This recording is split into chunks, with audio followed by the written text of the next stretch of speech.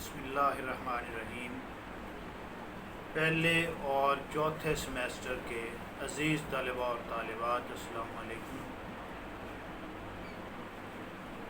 ادبی تحریکیں ہمارا پرچہ چل رہا ہے پچھلے کئی ہفتوں سے، اور آپ سب کو معلوم ہے کہ اس ماہ کی 16 اور 17 تاریخ کو آپ کے مڈ ٹرم امتحانات بھی آ رہے ہیں۔ 16 اور 17 مئی کو مڈ ٹرم امتحانات ہوں گے، جس میں ایک پرچہ آپ کا ہوگا ہفتے والے دن، ڈیٹ شیٹ آپ کو مل گئی ہوگی، اور 2 پرچے اتوار والے دن ہوں گے۔ ان کا دورانیہ جو ہے وہ بھی آپ کو بتا دیا گیا ہے ڈیٹ شیٹ کے ذریعے کہ 1.5 سے تقریباً 2 گھنٹے کا دورانیہ ہوگا۔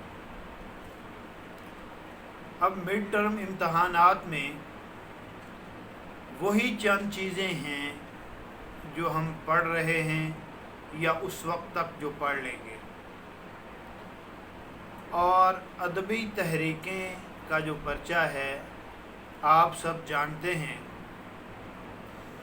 کہ اس میں ہم نے تحریک کے بارے میں جو پہلا موضوع ہمارا تھا بنیادی مباحث کا، ادبی تحریکیں بنیادی مباحث، اس میں چند چیزیں ہم نے پڑھی ہیں کہ تحریک کیا ہے، رجحان اور تحریک کا فرق، ادبی تحریک، تحریک کی طبعی عمر، اور تحریک کے ادوار کے بارے میں۔ پھر ہم نے تحریک کا ادب کے ساتھ تعلق اور ادبی تحریک کب بنتی ہے، یہ چیزیں بھی دیکھنے کی کوشش کی ہے۔ اس کے علاوہ اس کے عروج و زوال کے جو عوامل ہیں وہ بھی دیکھے ہیں۔ تو یہ تمام اجزاء جو ہیں پہلے سوال کے جتنے حصے بھی بنے ہیں، یہ ایک ترتیب سے بھی آپ کے ذہنوں میں ہونے چاہیے، اور الگ الگ حصے جو ہیں ان کے وہ بھی آپ کے ذہنوں میں ہونے چاہیے۔ پیپر کی کوئی صورت اس طرح بھی ہو سکتی ہے کہ یہ پہلا حصہ جو ہے اس کے اجزاء بنا کے ان کے چھوٹے چھوٹے سوالات آپ کو دیے جائیں، یا پھر ایک ہی سوال بنا کر اس میں یہ چیزیں آ جائیں۔ بہرحال یہ جو پہلا حصہ ہے تحریک کے بنیادی مباحث کا، اس میں سے ایک سوال آپ کو ضرور آئے گا امتحان میں۔ یہ جو 4-5 چیزیں ہم نے دیکھی ہیں، ان سب چیزوں کو آپ اچھی طرح سے پڑھ لیں۔ اور اب ہمارا موضوع جو ہے وہ رومانیت کی جو تحریک ہے، رومانیت جو ہے بطور اصطلاح بھی اسے ہم دیکھ رہے ہیں۔ تو اس پر گفتگو کچھ ہو چکی ہے۔ میں نے عرض کیا تھا کہ رومانیت کا لفظ جو ہے یہ رومان اور رومانس سے نکلا ہے، اس لیے ان کی وضاحت پہلے ضروری تھی۔ تو رومان اور رومانس کے بارے میں ہم نے مختصراً جاننے کی کوشش کی ہے گزشتہ گفتگو میں۔ تو آپ نے سنا ہوگا کہ یہ رومانس کیا ہوتے ہیں۔ میں نے عرض کیا تھا کہ اس وقت ہمارے ذہنوں میں رومانس کے جو معنی ہیں، اور ہم جو چیز جس کو ہم رومانس سمجھتے ہیں، بنیادی طور پر وہ لفظ وہ نہیں ہے، اس کے کچھ اور معنی ہیں، اس سے کچھ اور باتیں جڑی ہوئی ہیں۔ تو یہ بھی میں نے عرض کیا تھا کہ موجودہ دور میں رومانس کی کوئی ادبی حیثیت نہیں ہے یا کم ہے، اب ان کا وہ ادبی مرتبہ نہیں رہا۔ اس سے پہلے اس سے عشقیہ قصے مراد لیے جاتے تھے، اور اگر اب اس سے کچھ لٹریچر مراد لیا جاتا ہے تو وہ میں نے عرض کیا تھا کہ جو اس وقت ڈائجسٹوں میں لٹریچر چھپ رہا ہے اسے ہم کہیں رومانس کے جو ذیل میں آتا ہے، تو کہا جا سکتا ہے۔ اب رومانیت جو ہے یا رومانویت جو ہے یہ بطور اصطلاح بھی ایک لفظ ہے اور بطور تحریک بھی ایک بڑا اس کا اثر و رسوخ ہے۔ تو ہم اس سوال میں کوشش کریں گے کہ دونوں پہلوؤں کے حوالے سے، جیسے ہم نے رومان اور رومانس کو دیکھا، تو اب رومانیت کا جو تھوڑا سا پس منظر ہے اس کو جاننے کی کوشش کریں گے اور دیکھیں گے کہ اس میں کیا کیا باتیں آتی ہیں۔ پھر آگے چل کر ہم اس میں دو پہلو دیکھیں گے کہ رومانوی شاعری اور رومانوی تنقید، یہ اس کے دو بڑے پہلو ہیں۔ اس میں اردو کے حوالے سے کن کن لوگوں کے نام زیادہ اہم ہیں یا کن لوگوں نے اس میں زیادہ کام کیا ہے۔ تو رومانیت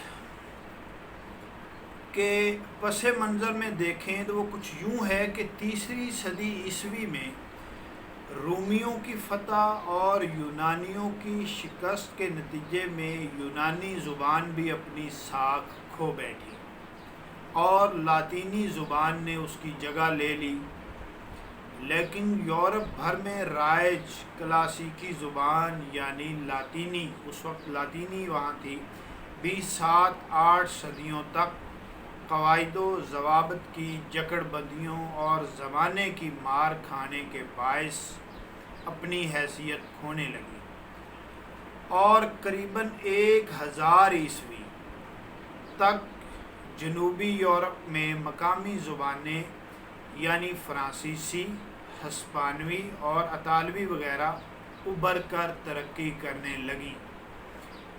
ان زبانوں کو رومیوں کے حوالے سے رومانس لینگویجز کہا گیا۔ ابتدا میں بعض لوگوں نے ان زبانوں میں قصے نظم کیے اور ان کا یہ معمول تھا کہ جگہ جگہ پہنچ کر، بستی بستی پہنچ کر لوگوں کو اپنے منظوم قصے سناتے۔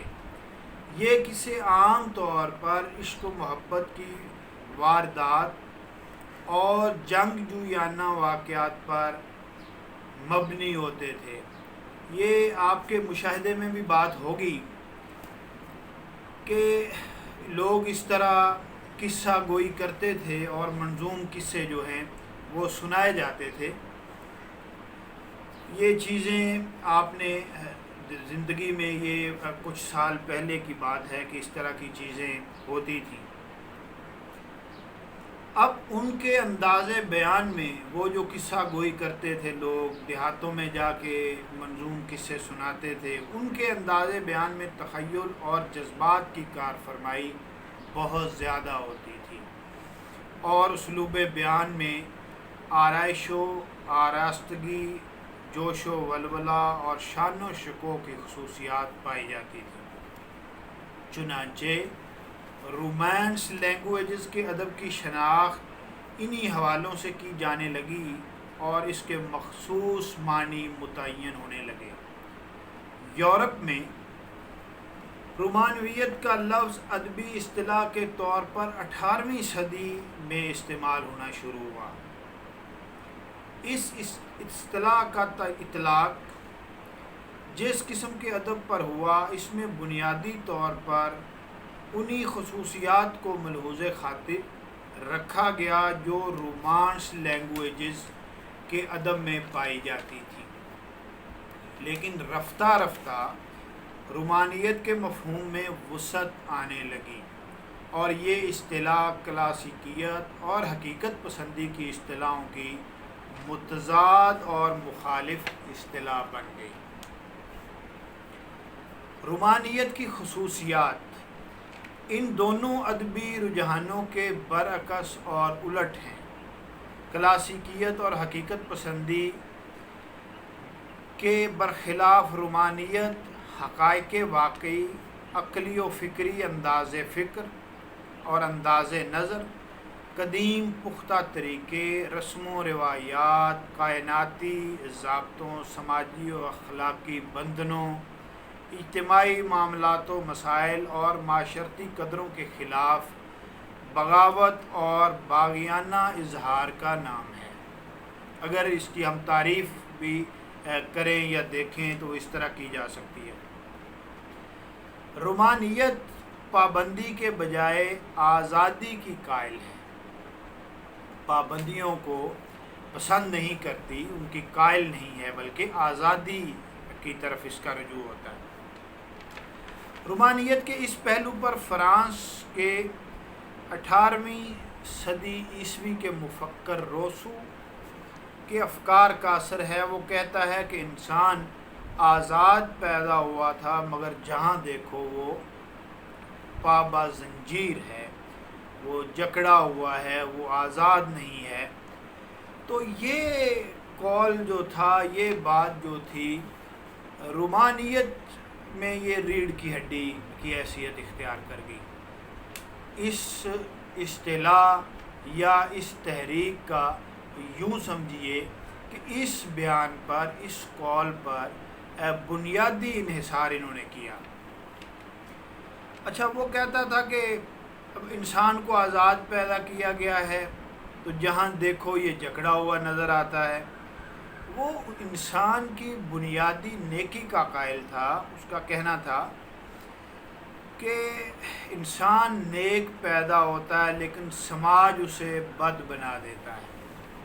اس لیے روسو ہر طرح کی سماجی پابندیوں کے خلاف اور فرد کی آزادی کے حق میں تھا۔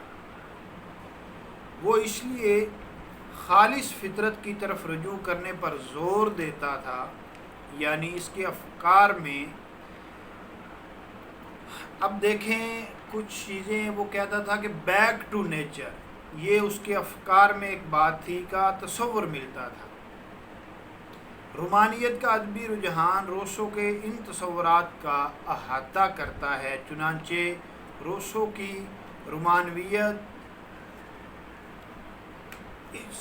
رومانویت کا جو ایک بنیادی کردار ہے اور اس کی آواز کا جو ایک، جسے ہم رومانویت کا مطلع کہہ سکتے ہیں، وہ روسو کے یہ خیالات ہیں، وہ اس کی یہ آواز ہے۔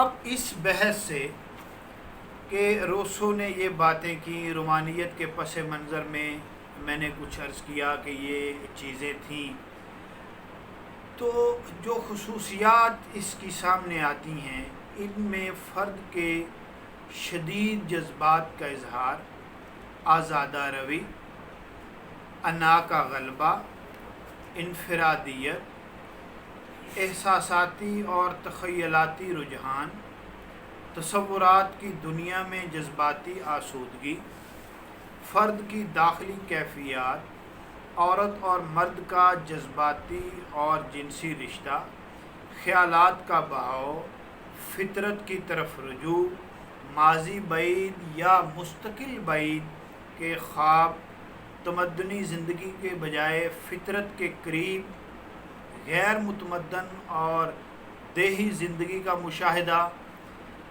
فطرت کے مناظر، روایات کی تردید، پرانے طریقوں سے انحراف اور بغاوت، حیات پر مواد کو ترجیح، غیر منظم، محیر العقول، جو چیزیں عقل کو حیران کر دیتی ہیں یا عقل سے باہر ہیں، اور وحشی عناصر میں دلچسپی اور جذباتی علمیت شامل ہے۔ ان خصوصیات میں ایک چیز بنیادی ہے، اساسی ہے، اور وہ فرد کا کسی بھی طرح کی پابندیوں کو قبول نہ کرنا اور آزادانہ طور پر اظہار کرنا ہے۔ لیکن یہاں یہ بات بھی یاد رہے کہ شتر بے مہار کی طرح جو آزادی مادر پدر آزادی ہوگی، وہ صحت مند رومانیت کا باعث بننے کے بجائے انتشار کا باعث بنے گی۔